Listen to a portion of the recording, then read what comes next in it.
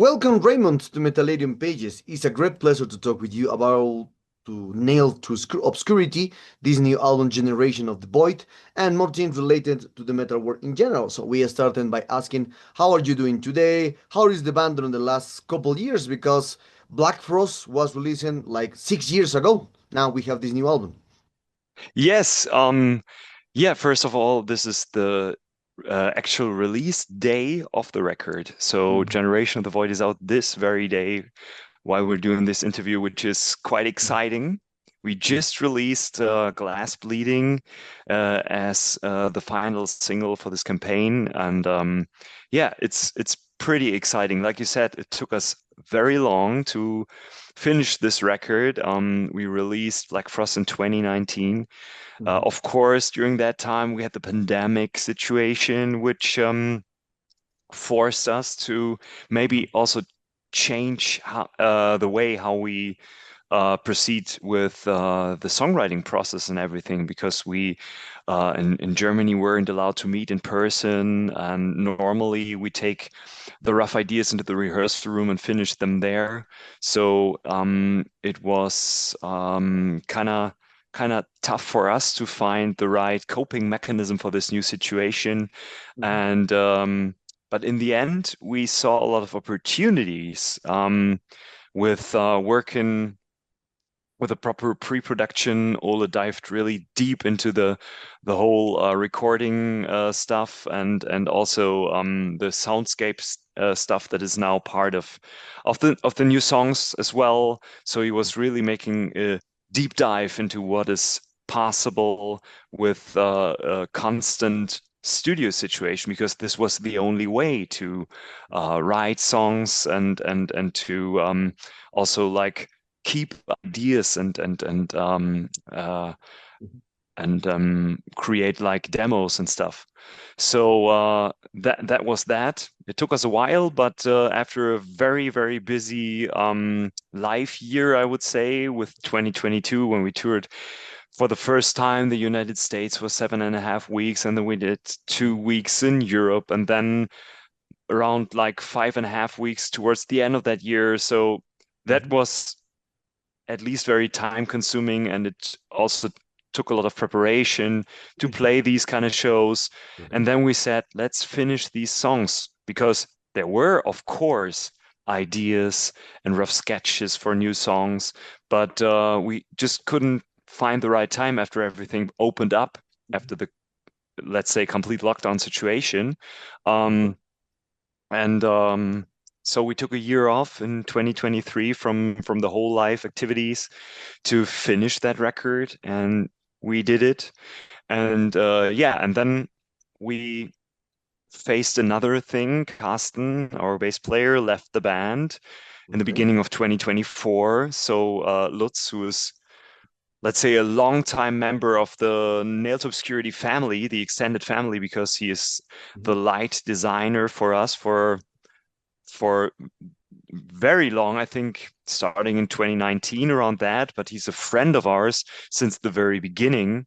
So he's not new to the band. And so it was a pretty easy situation for us, making him the new bass player, accepting him as the new bass player. It was like, okay, now there's another friend playing the bass, and that was easy, but it was a bummer because Carsten was a member of the band for so long, and maybe that was also something that did something with us. But the cool thing is he's still around. He's doing the booking duties for us now. So he Mhm. left on his own terms. That's the thing. There's no bad blood or anything between us, but this all maybe culminated in us taking this long to release actually Generation of the Void, because we wanted to make sure that we are a band that is intact. That was a much more easier part than we thought. But also we wanted to make sure that these songs are a huge step, let's say, a giant leap, even. If you compare King Delusion and Black Frost, they are maybe somewhat in the same ballpark. There is like an evolution from King Delusion to Black Frost, I think. But when you look at Generation of the Void, there's a lot more dynamic happening, and also the voice, my clean singing is also now a part of the whole melody department of Nail to Obscurity, which has never been the case to this extent in the Mhm. past. So yeah, it was like finding a new way to write these kind of songs to make them work and make them more dynamic, reinventing us somewhat as a band, and taking the right amount of time to make these songs as good as we can. Yeah, so this is my excuse for taking this long uh, to finally release Generation of the Void, or let's say us, not me.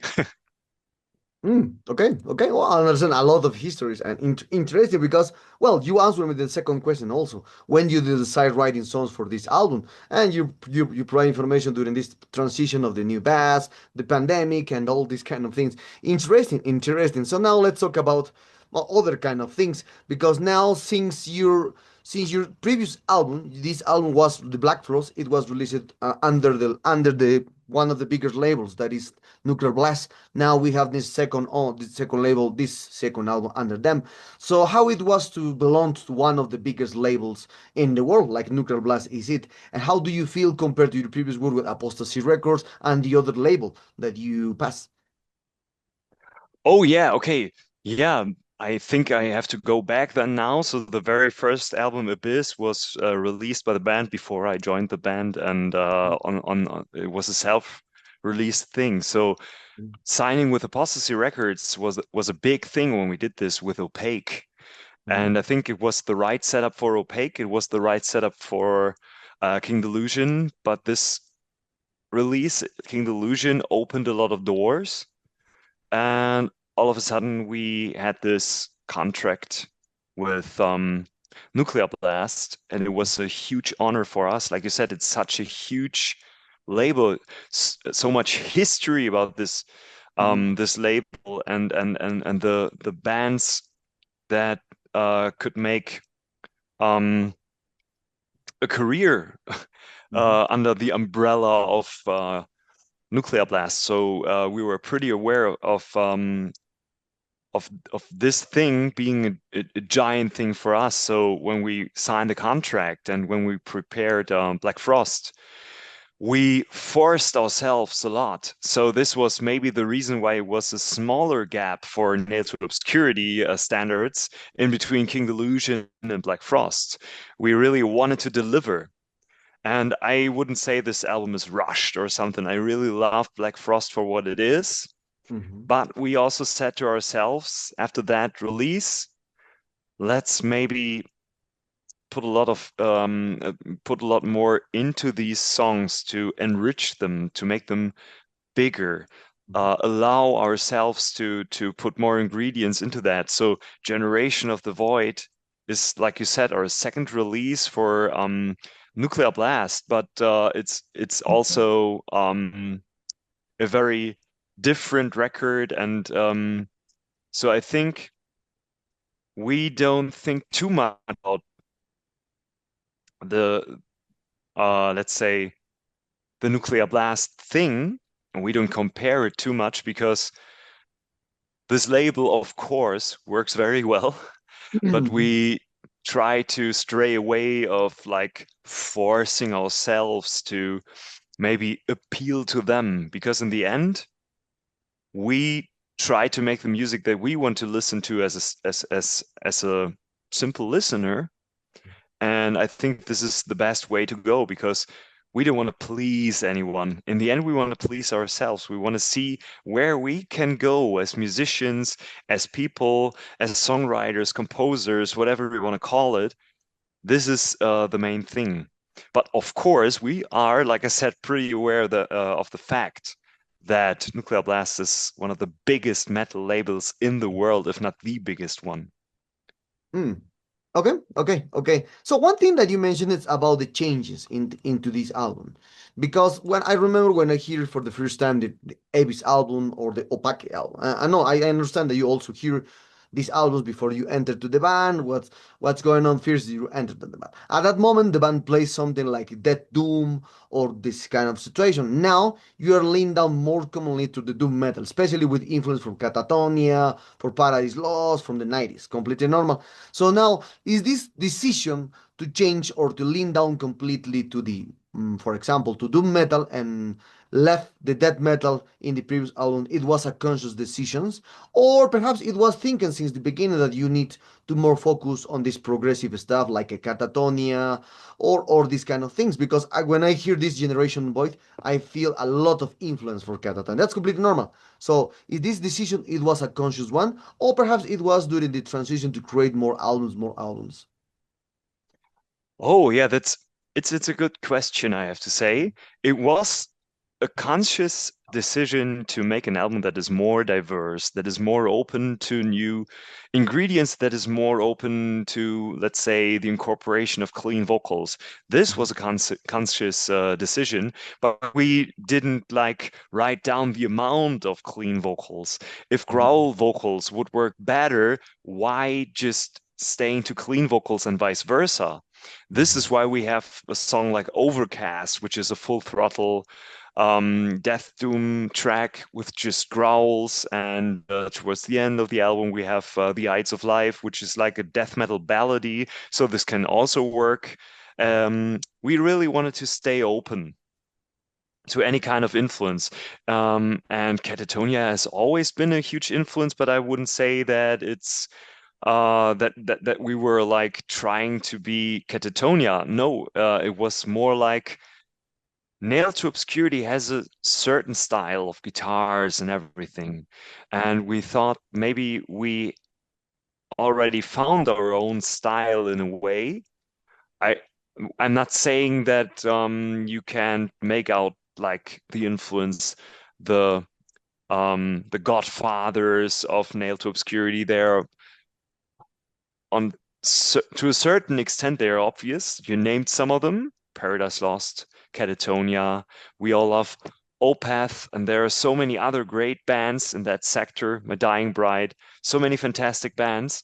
But we just try to do our own thing, I think, with it. Like, what kind of vocals could work with my voice? Because I had to redefine my role in a way. I sang some clean patterns and parts in the past on the Opaque record, King Delusion, and Black Frost, of course, I did. But it was me just singing without knowing how to use my voice and where am I as a vocalist. I just tried to sing the lines that we defined, and I wrote my lyrics and everything. So this was our track, but I didn't do it with the self-confidence of a singer. It was more like it was necessary to have clean vocals in that part because they fit. But who am I as a singer? So that was all part of the process. And I think these kind of lines that we worked out, especially Ole and Volker. They were like the main songwriters also for the vocal lines and the harmonies and everything. While I was writing lyrics into that, and this also has a strong influence on the final result. But I think we as a three-piece we composed these harmony vocals, but we didn't think it should sound in the end like Catatonia. Maybe we thought it should be as good as Catatonia because we are fans, obviously, but it was not like let's sound like this or that band. It was more like how can we make clean vocals work in the world of Nailed to Obscurity, if that makes any sense. Okay, okay, okay. And when this topic that you said it, that the more mostly of this kind of record, it was a conscious decision. So there is a topic. So because when a musician compose a new album, a song, etc., so usually you think in two things. You think the musician thinks in the sensations, how the sensations of the music, the feelings, the textures, and also with the other thing, the music all the time thinks in the mathematical aspects. How many riffs do you put in this section, or how many parts of the lyrics you put in this section? That's completely Yeah, normal. yeah. The maths and the feelings are involved. And for you, when the band compose a new album, how do you relate this topic of the mathematical concept when you create a new album and with the feelings when you create an album? That's also a very interesting question because on the one hand, we obviously got a little more technical when you Mhm. talk about the whole progressive metal approach that is also incorporated into the songwriting, especially on this record, but it Mhm. had always been there somewhat. If you listen to Uncaged My Sanity, a longer Mhm. track from King Delusion, or on other parts of the other albums without naming certain songs, it has always been there somewhat. But I think um, everyone got better on his department, I would say. The whole, let's say, players got better players. And so there is a little more technicality, but we don't think in numbers that much.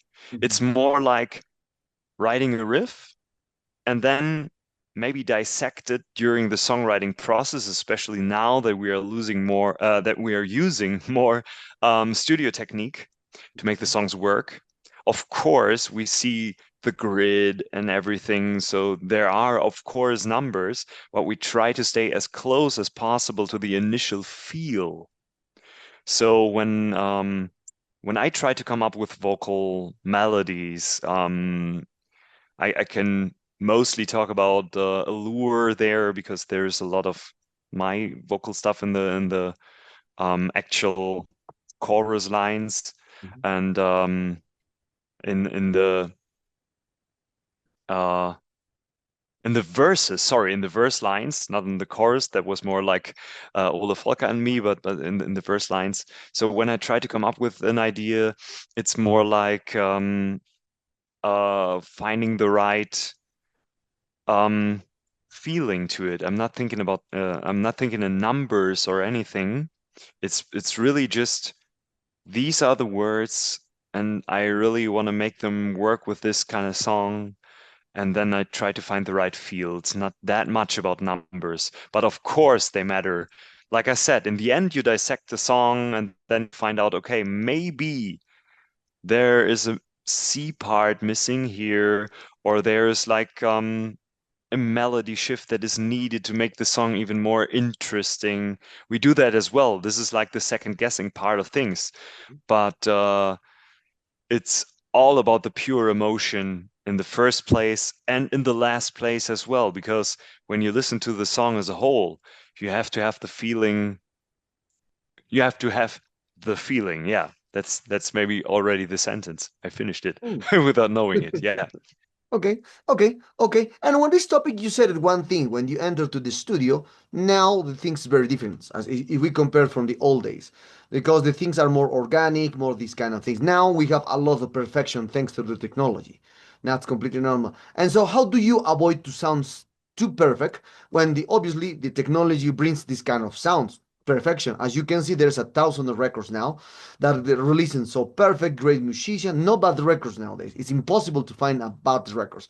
Now, as a reviewers or as reviewers, we have a very hard time to just not now we try to relate with other kind of things, just not the production or the musicians, because now the production and the musicians are great for all bands, all records. So now, how do you avoid to sound so perfect for the technology, especially in the metal industry, when you have a lot of technology to help to sound perfect? Yes, you're right, because if you sound too perfect, it might kill the emotion, but you Mhm. cannot create failures because this would be ridiculous, I think. So we try to, or at least I can just talk about myself. I think this goes for everyone. We try to be as best prepared for the studio situation so that there is no, let's say, too much refinement needed, so that we are able to pull off a great performance. I think this is it because, like you already said on like a subline, it's about honesty, especially when you try to create emotions.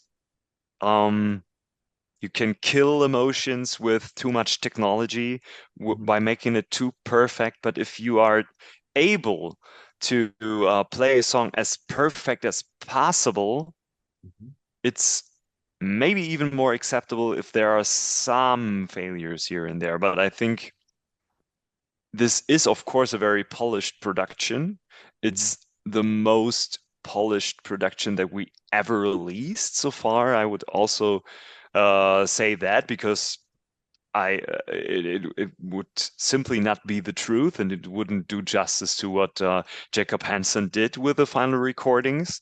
But on the other hand, there is, I would say, in the individual performances, there is space to shine, and I think maybe putting that aside, I have another idea how to say this maybe a lot better. It's more about the songwriting also, because we try to write emotional songs that work as a whole Mhm. piece. So there is emotion in these songs, and then we try to bring these kind of emotions to the table via our performance. Mhm. And if there was some tweaking needed, I think it was done to an extent that still doesn't destroy the initial emotion that was there while we recorded it. Maybe this is the way to say it best, yeah. But like you said, for a reviewer, it's more tough to judge a record because, like you said, writing down there's a fantastic production. Mhm. That's not that anymore. But I would say there are better productions, and there are more, like I would say, productions that are making the songs a little too linear so that it's not interesting anymore. You have to create peaks and valleys also throughout the modern technology, um, and its possibilities. Yeah. Mm. Okay, okay, okay, okay. So now let's talk about more, well, related with this kind of topic. So what kind of opinion do you have for this technicality or clean sounds into the metal industry now? As you can see, there is great musicians, great albums. Nothing compared to the old days. That we have this is a completely different era. So now, in this situation, what kind of opinion do you have for this cleanness into the extreme metal industry? Because it's a curious thing. I remember when it appears Autopsy, a Morbid Angel. At that moment, it was raw in the 80s, and we Hmm. loved that sound at that moment. But then the death metal brings this perfection on the music. The death metal brings this kind of technicality. Most people are playing so fast, so technical, so etc. etc. So, what kind of opinion do you have for this kind of sensation? That now the extreme metal sounds clean and no doesn't well yeah, that doesn't have any more this kind of rawness into the music. Yes, I think the rawness is there when you see a band playing on the live sector. So I think you get a better impression of the wall of sound that a band is able to create via the better productions. But you're right, I would say the punk appeal is gone.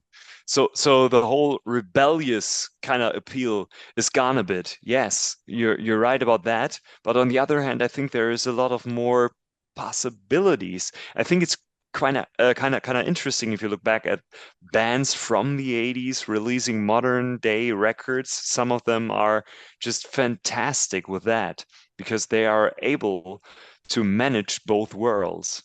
But now there are younger bands starting with the setup of the modern day technology, which is still on the rise. I think there will a lot of stuff happening in the future as well. Of course, it should. There should always be an evolution, but I think you can create rawness with maybe the heaviness of a riff. It's all about the songwriting now, a little more, I would say, because if you have a fantastic riff and you find like the right sound for it, it can still be pretty brutal without like tuning the guitars down so much and stuff. So nothing wrong with that, but you can do it with that as well. making a difference and creating some sort of difference to the 80s peers or the 90s peers. But I think it's more about the songwriting than ever before, because if you write generic sounds and they are just sounding the way that songs sound these days, Mhm. it's simply more of the same, and it would not have like an ongoing echo into the future. It would just it will be there when it's released, so also nothing wrong with that. Like the AC/DC formula, I would say, making the same record over and over again with certain tweaks and twists and turns, but Mhm. staying true to some sort of formula. Nothing wrong with that. But I think revolution in music these days comes through songwriting, embracing the possibilities and trying to be as creative as possible with all these opened Mhm. up possibilities that are there now. Oh, okay, okay, okay, okay. Interesting, interesting. So now returning to this new album, Generation of the Void. So what kind of promotion do you have for this new album? Perhaps I saw that you released a video today, a new video, and perhaps you will release more videos. Perhaps you will embark more tours. You return to US in a full tour, or perhaps you present your first steps here in a full Latin American tour. Who knows? What kind of plans do you have for Nailed to Obscurity and Generation of the Void? And also, perhaps, as this album takes 6 years to compose for all this kind of transition, perhaps you're already working on a new album. Yes, I think we will now playing a 6-year campaign and then start writing a new record. No, I was just joking. It's I think we never released so many singles because the plan initially was a little different, because I see Liquid Morning still as the first single for this very record, because it's Mhm. part of the record and this has always been the plan. So Liquid Morning and Clouded Frame, these two songs, they were like the tryout for the new recording setup that we did with V Centura taking care of the instrumental parts and recording vocals with Jacob Hansen, who also did mixing and mastering. We tried this new setup with these two very songs and Glass Bleeding, which was released today. That was also part of this first session. We finished these three songs and recorded them that way just to try the new setup. So there were these two songs, and the whole campaign kickoff was with Overcast. So we released in the end 6 songs in advance to the actual album's release. That's already the biggest campaign that we ever did, because these are all proper video clips. It's not just lyric video or a visualizer, whatever is out there, and nothing wrong with that. I have to say this as well, but we really try to deliver a lot of great visual content to make the people dive even more into this new Nail to Obscurity world that is Generation of the Void. And then we are, of course, playing our first headline tour, because 2025 marks also the 20th birthday of Nail to Obscurity. It's 20 years of this very band.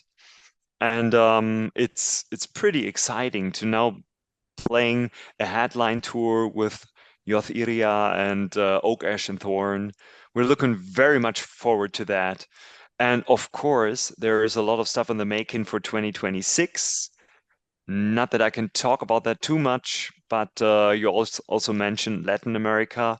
Mhm. This has always been in the cards for me, because the band played Mexico Mhm. right before I joined the band, the year prior to me joining the band.